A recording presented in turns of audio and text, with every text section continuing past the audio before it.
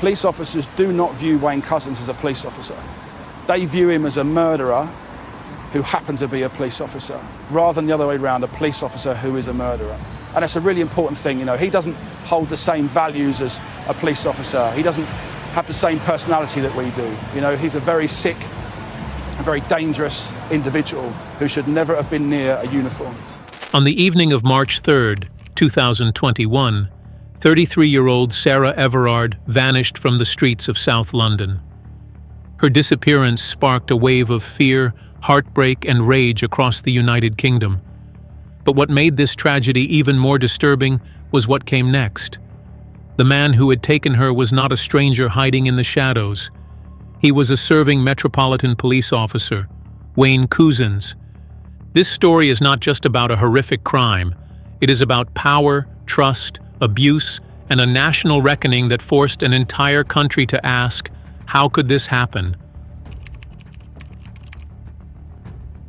Wayne Couzens was, at the time of the crime, a 48-year-old serving officer with the Metropolitan Police in London. He had joined the Met in 2018 and was part of the Parliamentary and Diplomatic Protection Unit. This role gave him access to equipment, uniforms, and, most chillingly, a police warrant card. Colleagues described him as quiet and withdrawn. But there were troubling signs beneath the surface. Before joining the Met, Couzens had worked in various security roles, including as a firearms officer in Kent. Internal records later revealed that colleagues had nicknamed him the Rapist, an informal, disturbing reference to his reputation among those who worked with him. There were also reports of indecent exposure incidents connected to Couzens in the months leading up to Sarah's murder, yet they were not fully investigated. This was not a man who suddenly snapped. There were warning signs, but they were missed or ignored.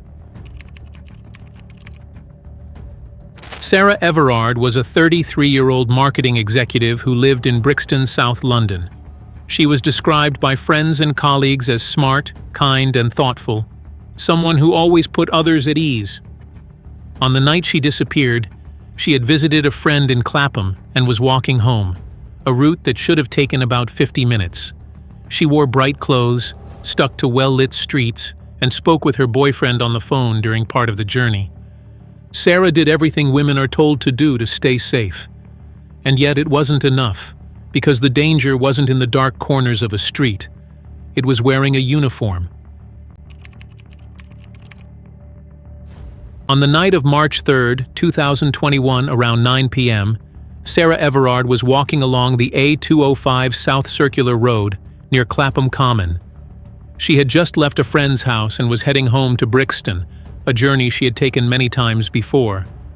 But Wayne Couzens was watching. He was not on duty. He was dressed in plain clothes, driving a rental car, a white Vauxhall Astra that he had hired just days earlier. He had been cruising the streets, searching for a victim.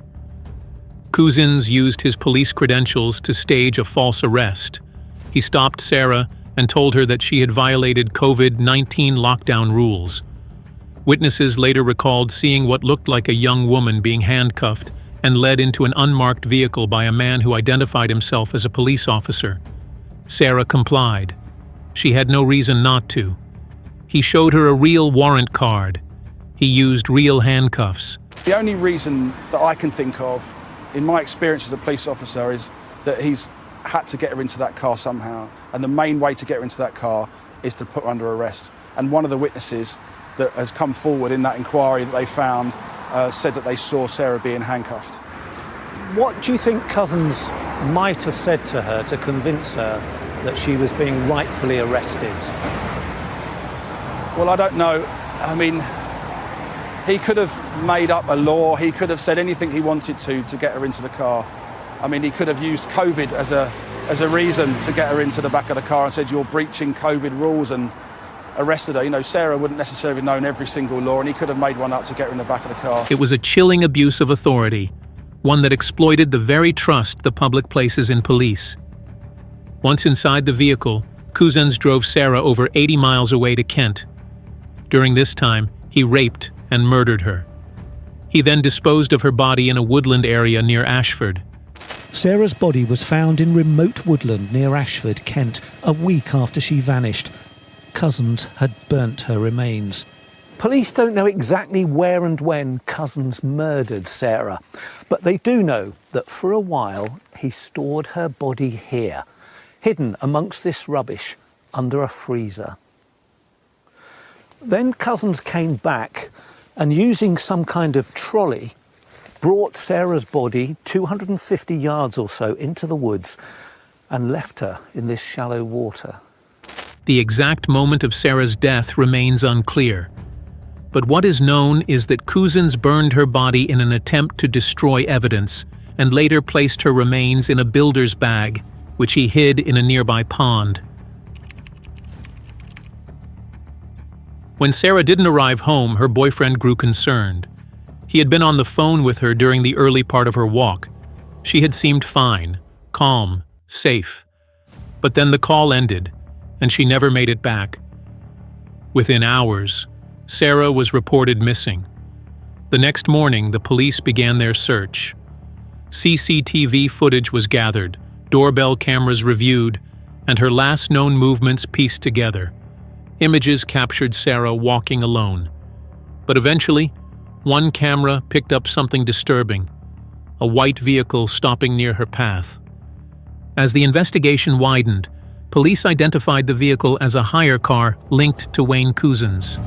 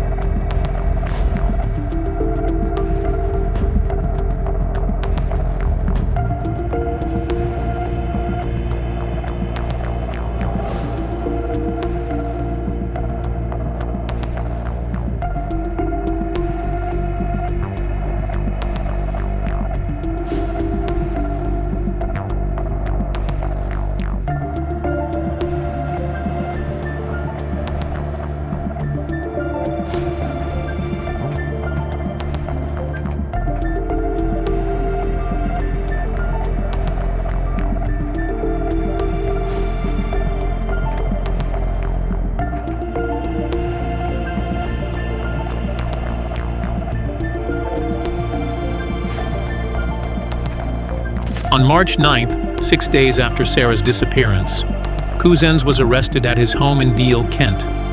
When questioned, he initially denied everything, but the evidence was overwhelming. Cell phone data placed him at key locations. Purchase records showed he had bought rubble sacks, fuel, and other items used in the disposal of her body. On March 10th, a body was found in a wooded area in Ashford, Kent. DNA confirmed it was Sarah Everard. On March 9, 2021, police officers arrived at Wayne Couzens' home in Deal, Kent. By then, the investigation had already uncovered enough evidence to raise serious suspicion. Couzens was arrested late that evening, while at home with his wife and children. At first, he denied any involvement. He claimed he had been under stress and had arranged to meet with a group of people involved in sex work who had allegedly framed him. He insisted he didn't know Sarah and had no idea what had happened to her. About Sarah. Let me show you a picture. Do you know Sarah? I don't know. Okay. Sarah went missing. I'll show you some pictures of her on the day. Okay. Sarah went missing on Wednesday, and her parents obviously and her family are really worried about her now. The inquiry that's been conducted so far has led us to come and speak to you about it and to see what you know about Sarah, okay? So, would you like to, do you know where Sarah is? No. Right, okay. Do you know anything about what happened to her? I know that she went missing up in London somewhere, about a week ago or so, just from what I got on the news. Okay. Have you ever personally met her? No, not personally, man. Have you had any interactions with her at all? No, why would I have personal interactions with her? Well, it's very difficult because I can't go into a lot of the evidence because obviously that would require, that's not part of what an urgent interview is, okay? This interview is just about trying to find her. Because Sure. she's been missing for a while now. I'm sat in handcuffs and asking me what I know her, so you must have something to say that I know her. Well, as I said, you've been arrested on suspicion of kidnap, and we believe that you've been involved in her disappearance and taking her away from her family. Okay. So we are trying to find her. Obviously, everybody is very worried about her. She's got, parents. She's got she's got siblings. She's got a boyfriend. There's a lot of people that care about her. Sure. You've seen her on the news. The number of people that are reaching out about her. Sure. Out there looking for her every day, and she's missing. And our job, our primary job here, is to find her and to try and find her safe and well. Okay. Now, we believe that you know something about where she is, and that's why we're here, to look for her and to try and find her. And that's why we're talking to you now, is to try and get you to have a good think about it and tell us anything you can about whether or not you're to find her. Okay. Well, I am in financial, and I've been lent on by, I don't know who they are. They're a group, a gang, whatever. And they told me, right, I need to go and pick up girls and give them to them. So, I said, not happening. And it then came through that they're going to harm my family, take them away, and they'll use them instead. At that point I had no option to try and find somebody. So I don't, there's a couple of names. I was told a place to take her. That's it. That is all I know. I handed it to this group of people. Tell me about them. I need to find them. Tell me everything you know that I Okay. think that you'll help me. There was a white Sprinter van. They it was between sort of Lenham, Maidstone area that I dropped her off. I still don't know. I don't know. They just I just parked my car up, and then the van come up behind me, flashed me. They all jumped out, and then they took this girl. They said, you've done good, and I don't know whether my family's going to be alright still. But they threatened they threatened to take my family away from me. So at that point, I'm doing what I can to protect my family. That's it. So all I know is that it was a roundabout. We could drive there now. I could show you. But roughly, I don't know Lenham Maidstone area at all. If we did it on Google, if we did it on Google Maps, like Google Earth, if we drove it, would you be able to do it? I drove from Ashford to Maidstone. Yeah. Okay. Yeah. There's a roundabout that breaks up, I guess. So this is the first big roundabout that you come to. And you would carry straight over to Maidstone, but instead I went round that roundabout and back up another road. And at that point, I was flashed and pulled over. Three guys got out, opened my door, opened that door, pushed me out against the front of the car, took the girl, drove off. That's it. They said, we'll be in touch. So I'm here, I'm off work with stress because I'm here to protect my family. I want to be here 24/7 for my family. They come from my family. I've got nothing myself. I've got no choice. I'll go back through the route with you in a minute, alright? But how do they contact you? How did you contact them? I tried to take over on one of their call girls and rip her off. So she's told them, and they've got me. So how do they? No, but what I mean is, how do they contact you? How is it they've been in contact with you to make these threats? They just tell me, be here, be here. So Hotel Burston down in Folkestone, got to be here. Okay, so I turned up. But I've got no mobile number, and they have got my mobile number. They're obviously outside watching, following. Just honestly. How are they telling you to be there? And be there? How is it they're giving those directions? Yeah, they'll come outside. So they'll be outside here. Yeah. And then they'll say, right, you're going to be in Folkestone at this time, or you're going to be in Ashford at this time. That's it. There's no links, no telephone numbers. I'm completely on my own, but at the same time being threatened. It had Romanian plates on the van, white, like Mercedes. But police had tracked his mobile phone data, vehicle movements, and even purchases made on his bank card.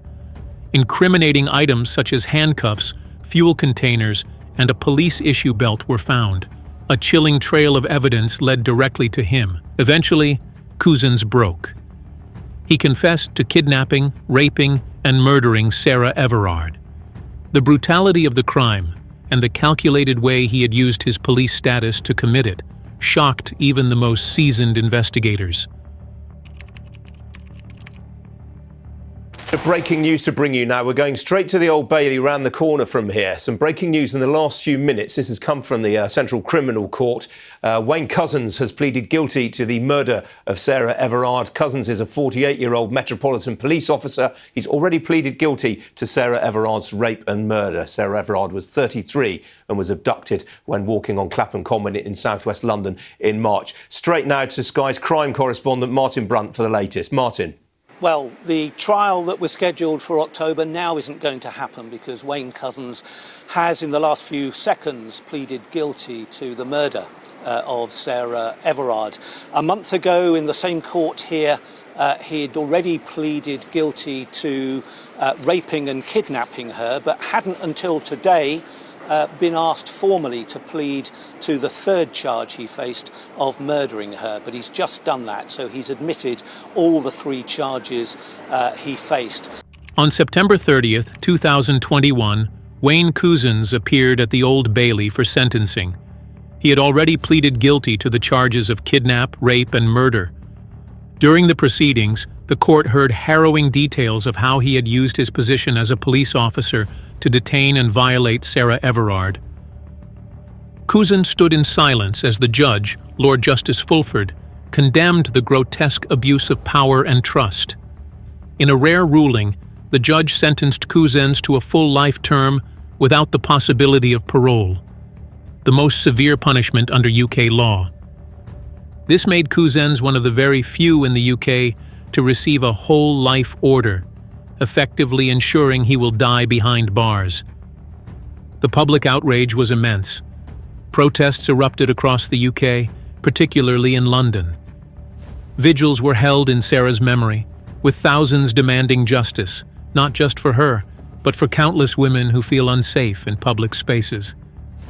One particular vigil at Clapham Common, where Sarah had last been seen, turned controversial after police were filmed forcefully breaking it up due to COVID restrictions, further fueling distrust in law enforcement. When they found out that it was a police officer, it was something that would stay with me, certainly before I left the Met, that will stay with me for the rest of my life. Police officers do not view Wayne Couzens as a police officer. They view him as a murderer who happened to be a police officer, rather than the other way around, a police officer who is a murderer. And that's a really important thing, you know. He doesn't hold the same values as a police officer. He doesn't have the same personality that we do. You know, he's a very sick, a very dangerous individual who should never have been near a uniform. The aftermath of the case ignited a massive public reckoning with institutional accountability. Questions poured in. How did someone like Couzens pass vetting procedures? Why were earlier allegations of indecent exposure not taken seriously? It was later revealed that Couzens had been linked to at least 2 prior indecent exposure reports, including one made just 3 days before Sarah's murder. Yet no decisive action had been taken. Even more shocking was the revelation that colleagues within the force had reportedly referred to Couzens as the rapist due to his behavior and demeanor.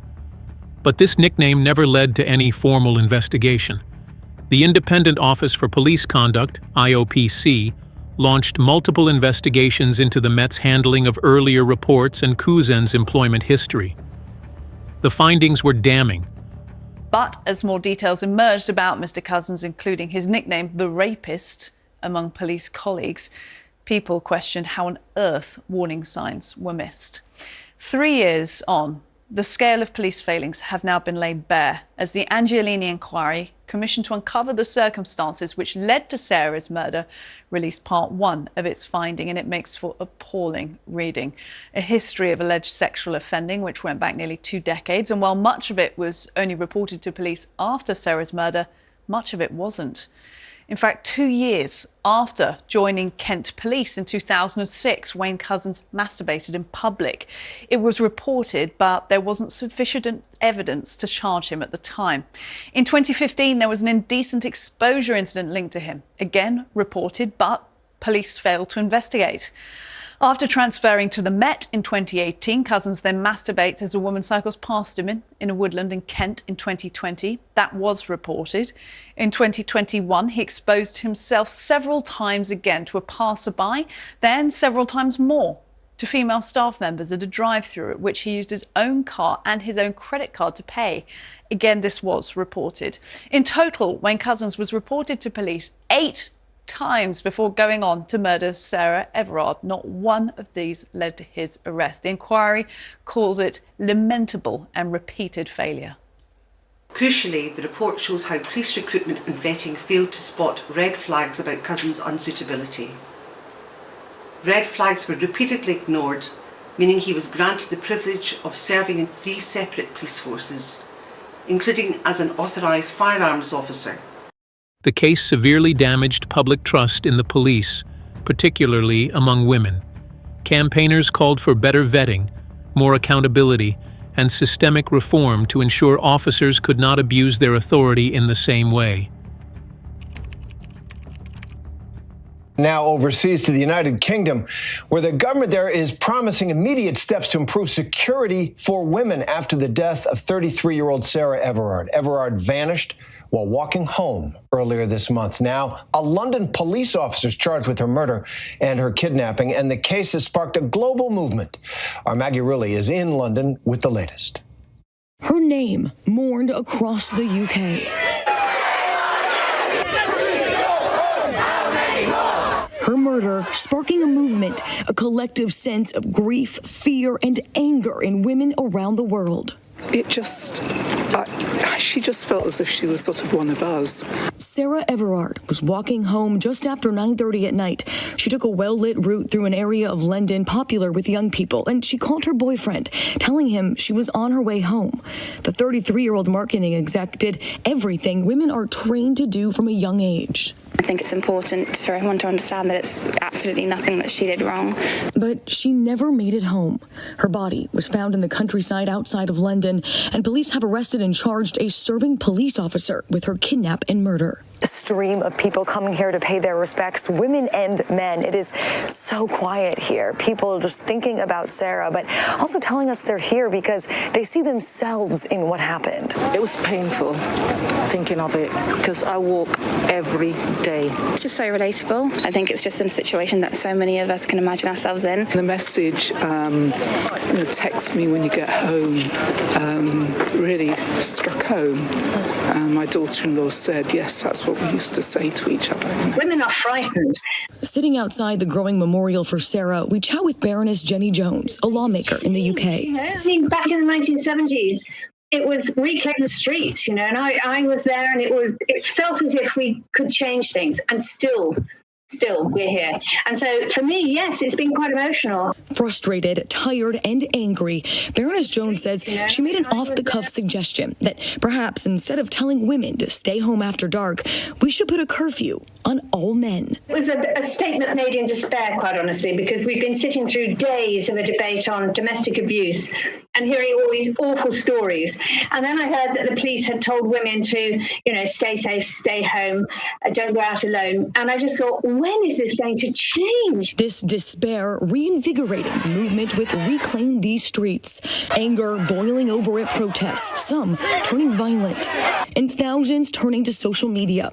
Women posting their experiences and realizing that no matter where they are in the world, one thing is constant. The fear felt by women is universal. Sarah Everard's murder wasn't just a tragic crime. It became a catalyst for change. Women across the UK and around the world began sharing their stories and fears, leading to viral movements like #ReclaimTheseStreets. The British government pledged to invest more in public safety measures, improve street lighting, and create safer routes for women.